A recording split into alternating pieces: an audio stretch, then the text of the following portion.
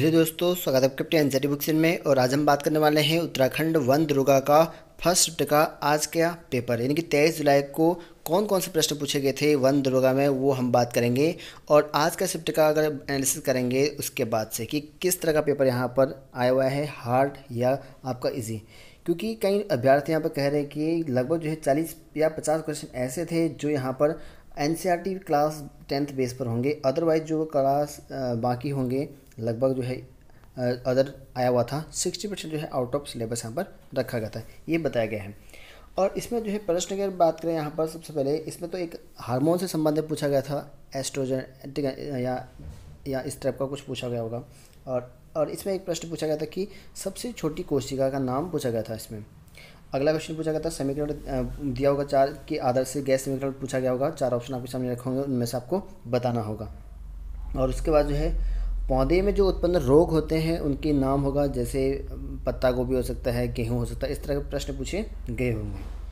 और यहाँ पर आपका विद्युत चुंबकीय तरंगों से संबंधित प्रश्न पूछे गए थे कि पूछा गया होगा इसमें कि इसमें कौन विद्युत चुंबकीय तरंगें हैं, इस तरह का पूछा होगा। यानी कि आपका सीधे सीधे क्वेश्चन डायरेक्टली नहीं, अलग अलग टाइप के पूछा गए थे, घुमा फिरा कर जो है प्रश्न पूछे गए थे। रामसार से एक प्रश्न पूछा गया था। और यहाँ पर मस्तिष्क से संबंधित जो है प्रश्न पूछा गया था कि ठीक है ना, मस्तिष्क में कौन सा भाग होता होगा, इस तरह का पूछा गया होगा। अगला प्रश्न था कि क्योटो प्रोटोकॉल से संबंधित एक प्रश्न ये भी बना हुआ था। और न्यूट्रॉन प्रोटॉन से संबंधित प्रश्न था, ठीक है, इसमें किसी का खोज हो सकता है या अदर कोई क्वेश्चन हो सकता है, तो इस तरह का प्रश्न बना था। अभ्यारण्य से क्वेश्चन बने थे, वन्य जीव अभ्यारण्य बने थे आपका, ठीक है ना, तो ये प्रश्न बने हुए थे। जलवायु से संबंधित प्रश्न बने थे। सबसे ज़्यादा अगर बात करें आज के शिफ्ट का, तो जो आपका इन्वायरमेंट है ना, उससे काफ़ी ज़्यादा क्वेश्चन पूछे गए थे। सबसे ज़्यादा क्वेश्चन तो वहीं से पूछे गए थे। दर्पण से संबंधित प्रश्न पूछा गया था एक, ठीक है ना।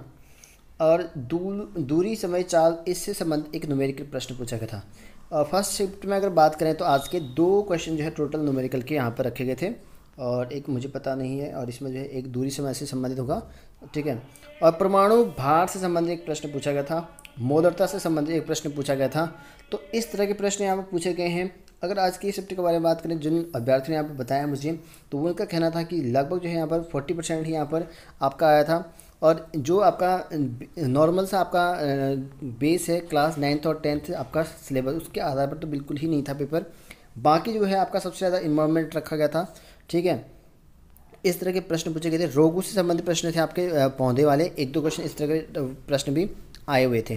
और बाकी जिस टाइम के और यहाँ पर आते हैं लेंस से संबंधित ऐसा कोई नहीं आया था क्वेश्चन, ठीक है।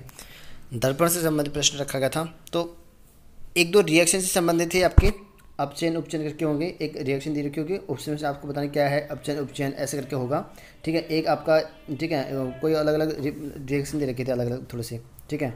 तो इस तरह के प्रश्न पूछे गए थे आज के फर्स्ट शिफ्ट में।